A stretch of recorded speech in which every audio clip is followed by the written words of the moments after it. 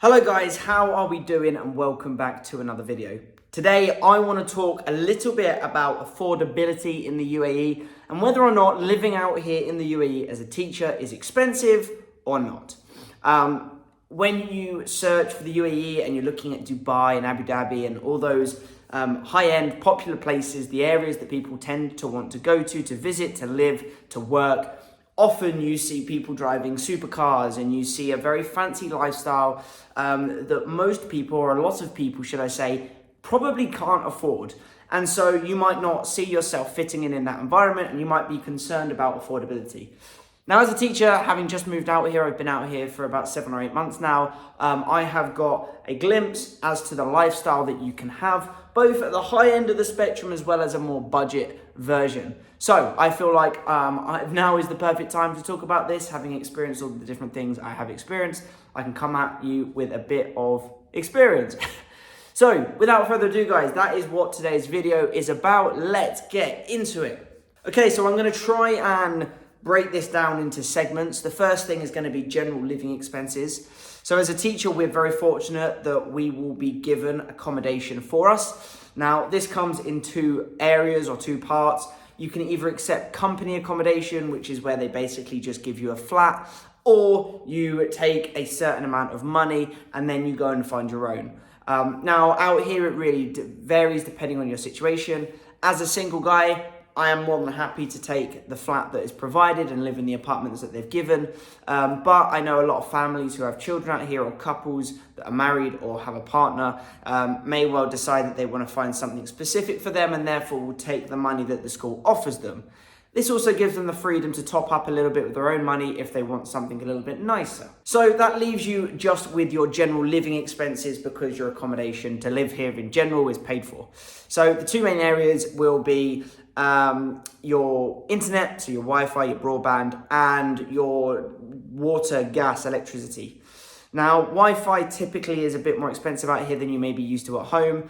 I am paying about £60 a month for my Wi-Fi, which for the UK is going to be quite expensive and will be one of the more high-end options. Whereas here, the sort of £60 limit is sort of the base. It can go up and become hundreds of pounds for the top spec internet. So it is more expensive.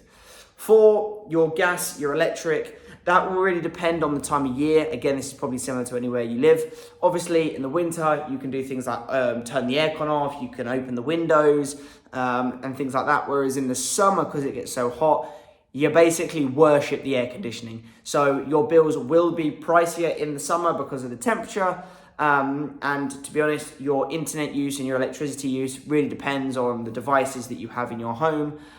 So yeah, but it will vary throughout the year. So what about transport? Now, transport again really varies depending on how long you're intending to stay out here, whether you want to buy yourself a car, hire a car, or whether you don't want to buy a car or access a car at all, whether you want to use public transport. Now, this will depend on where you are in the UAE.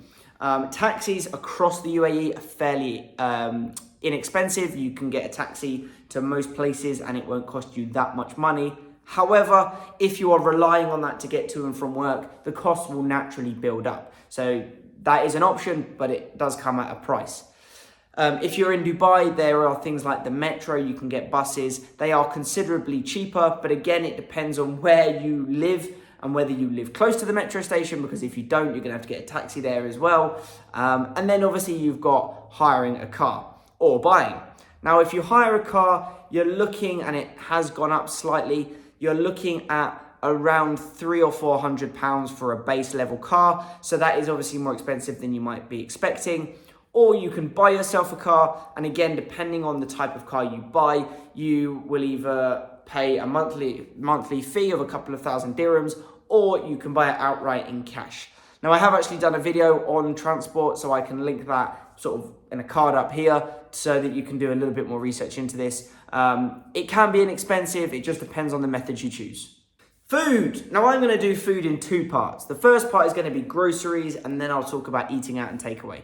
So groceries themselves, I personally think are very similar to the UK. Obviously, depending on where you are in the world, it may be different. On average for myself, and bearing in mind I do eat things like steak and chicken, so I might well eat a diet that is very different to yours. In fact, I probably do. I am spending on average 200 dirhams every few weeks, which is about £40. So I would say that I can buy food considerably cheaper than in the UK, but because of the foods that I'm buying, it works out about right. Now, if you shop at places like Lulu, or you try and find little markets, you can get some very, very affordable things, and you can save a lot of money. Or you can buy more high-end things and you can get fancy steaks and you can get seafood and all sorts of different things like that, and your bill will go up. So it really varies. The second part being obviously takeaway foods and going out for dinner. This is a massive scale because you can get some takeaways which you'll pay, I don't know, £10, £20, and you'll have a massive platter of food that's delicious and you can eat it the following day for lunch and things like that. Or you can end up spending several hundred dirhams and you've spent 50 quid on some small sushi. So it really varies. I personally think that it's a lot more affordable out here to eat takeaway foods, but it depends on what you eat. Same principle applies with eating out. Now, there are lots of opportunities out here in the UAE to go on things like brunches, which can in the long run save you money. I have found since being out here that I eat takeaway and I eat out a lot more than I would normally. And I think because of the wage that I'm on, I can therefore afford it. But it is an expense that you end up paying out naturally because you become social, you end up meeting up with lots of friends, and you just naturally end up eating out quite a lot. Now, while I'm on the topic of food, I will add that I have found, as I've just mentioned briefly there, that I am eating takeaway and I'm eating out a lot more than I did in the UK. I think the main reason for that is the social aspect. I had I had a reasonably good social group when I was back in the UK, but I would tend to meet up with them, then go home, cook my own food. I didn't tend to go out and eat out as much, whereas here there is much more of a culture of, oh, let's go out for some food. Oh, we'll go out here to the golf club or whatever and we'll grab some lunch afterwards.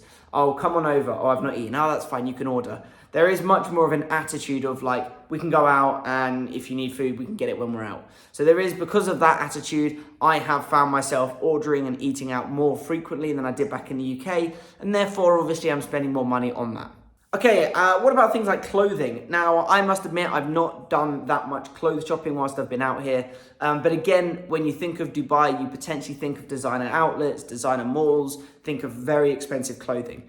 Now, that is most definitely available. If you live in Dubai, specifically Dubai, or Abu Dhabi, and you go to the malls, you will see things like Off-White, Gucci, Balenciaga, Louis Vuitton, all those high-end retailers. You will 100% see them. And if you want to spend all your money on them, feel free. However, there are also different levels of cost when it comes to fashion out here. There are things like H&M still, so if you want to shop in those kind of shops, you can do. And then there are much more budget-friendly retailers. So if you still want to look great and you still care about your fashion, but you're not necessarily bothered by the name on it, you can still shop and buy clothes and wear nice clothing at a considerably cheaper price than you probably expect. So budget is definitely still an option. And finally, what about just generally going out, meeting people, having fun, doing events? Again, this varies, but I have personally found that actually it's very affordable. So for instance, at the local golf club where I live, I can do a par 3 course, which is, it's a 9-hole course, and I can do that for 50 dirhams, which is £10. Now, that will take me around for a couple of hours. Now, obviously, I'm not saying that you're going to be interested in golf per se, but that kind of gives you a bit of a taste of what you could have. Then you can go into places like Dubai and you could do sort of ski Dubai and you might spend a couple of hundred dirhams, that's £40, to go skiing in the mall. There are things that are more expensive, so things like Top Golf, which everybody seems to love out here in Dubai, and it is a lot of fun. That is coming in at a 300 dirham cash price point for an hour.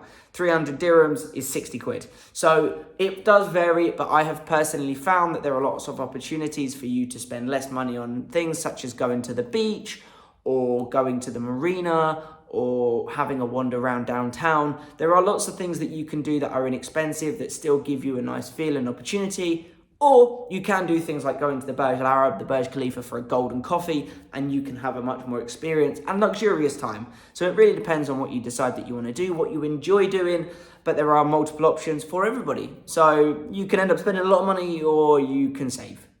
So hopefully guys, from this video so far, you have my intention is that you can see that you can live a very flash, extravagant lifestyle that requires quite a lot of wonga. Or you can save hold of your cash a little bit more and you can do more budget options. The great thing about being a teacher out here is you've got a tax-free wage. Big chunks like your rent is already covered by the school. So you do have a little bit more money in the bank every month. So you can save, you can travel if you want to, and you can afford to do a little bit more lavish experiences and experience those things whilst you're out here. So is it more expensive or is it cheaper to live out here? It depends. I would say that there are definitely things out here that are very expensive, that are unavoidable. However, there are certain things that you can do that are cheaper that you might not expect. Clothes shopping, eating out, being two of those things. So it really depends on what your interests are. And quite frankly, if you decide that you're going to come out here, I wouldn't worry too much about the expenditures and your lifestyle, because you can most definitely balance it, have a fantastic lifestyle, save a bit of money, and you can still go away and do all sorts of other things as well.